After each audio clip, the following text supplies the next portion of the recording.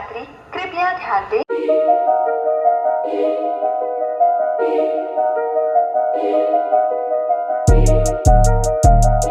Good evening ladies and gentleman, boys and girls, welcome back to face blog. আমি শহীদ, তোমরা দেখছো Shahid blog.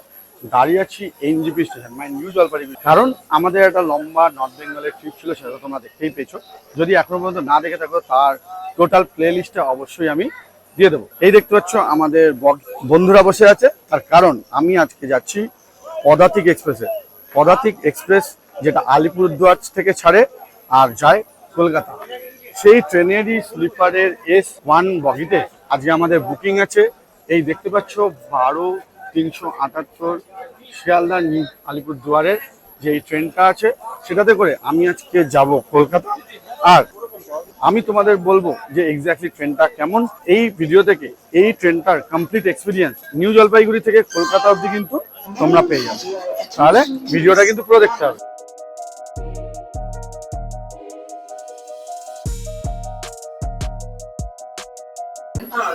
এই হলো আমাদের ট্রেন, চলো আমরা উপরে উঠি।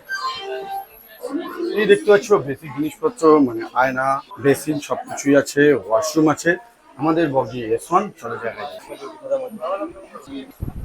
আর এই হলো সুদীপ্ত। সুদীপ্ত আমাদের সাথে নেই, সুদীপ্ত S3 পড়েছে, সুদীপ্ত আমাদের সাথে নেই।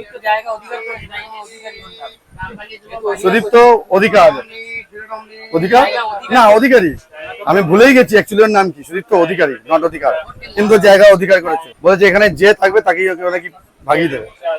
দেখা যাক, ওর আবার পাওয়ার আছে, হি হ্যাজ দ্য পাওয়ার। আর ওর বা দাবি হচ্ছে ওর একটা আপার বাদ থাকবে, আমরা ওকে দিচ্ছি না। আরে বেচারার কোনো দাবি নেই, ওকে আমরা পাত্তা দিই না।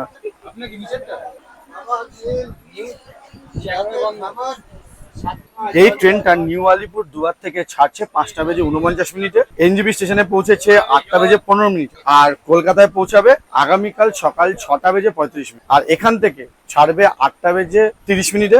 মানে টোটাল 10 মিনিটের কিন্তু টাইমিং আছে। যদিও কখনো কখনো একটু আগেও ঢোকে, আবার কখনো কখনো একটু লেটেও ঢোকে, বাট ট্রেনটার অ্যাভারেজ এটাই হচ্ছে টাইম, যেটা শিডিউল টাইম।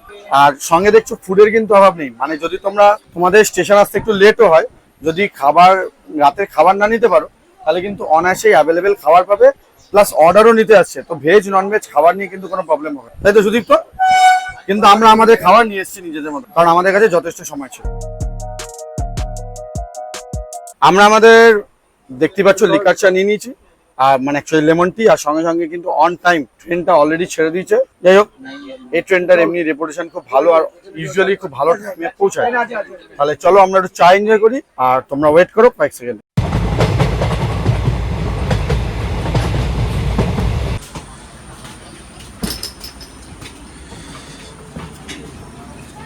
যাক, আমরা আমাদের সেকেন্ড স্টপেজ পৌঁছে গেছি, সেটা হচ্ছে ডালখোলা।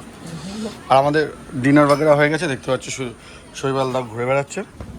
আর এই হচ্ছে ডালখোলা স্টেশন। আমরা একটা অদ্ভুত জায়গায় আছি, ওইদিকে কিছু শপস বাগেরা আছে, বাট এই জায়গাটা একদম ফাঁকা। আর এইটা হচ্ছে আমাদের সিটস।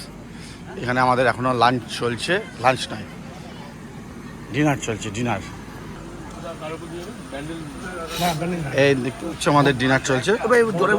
আর ওই ছোট বোতলটাতে আমার ডিনার কমপ্লিট হয়ে গেছে, তাই আমি ঘুরে বেড়াচ্ছি। আর টাইম আপডেট রাত্রি 10:14। আর ট্রেনটার কিন্তু একটা জিনিস খুব ভালো, সেটা হচ্ছে বাথরুম বাগেরা খুব পরিষ্কার, জলের অ্যাভেলেবিলিটি একদম পারফেক্ট আছে। বিকেল 5টার সময় বেরিয়েছে, তা সত্ত্বেও কিন্তু বাথরুম এখনো পর্যন্ত যথেষ্ট পরিষ্কার আছে।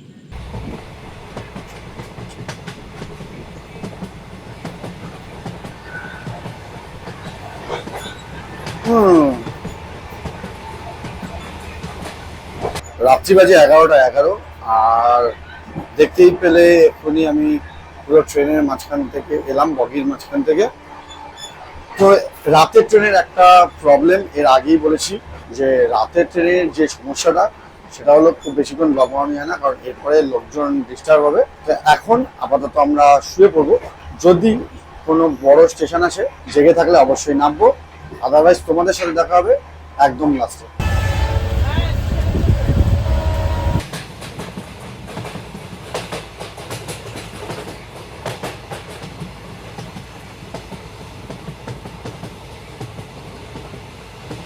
One eternity later. দেখো, টাইম আপডেট 9:10 আমি মোটামুটি বাড়ি পৌঁছেছি 7:10 নাগাদ। ট্রেনটা মোটামুটি 6:10 নাগাদ পৌঁছে গেছে। ট্রেনটা খুবই ভালো ছিল, না লেট ছিল, আর্লি পৌঁছেছে। আমি তো বলবো যদি এনজেপি স্টেশন থেকে ফিরতে চাইছো কলকাতা অব্দি মানে শিয়ালদা অব্দি one of the best train. আর বাকি আশা করছি তোমাদের পুরো সিরিজটা ভালো লেগেছে। পুরো সিরিজটা অবশ্যই দেখবে।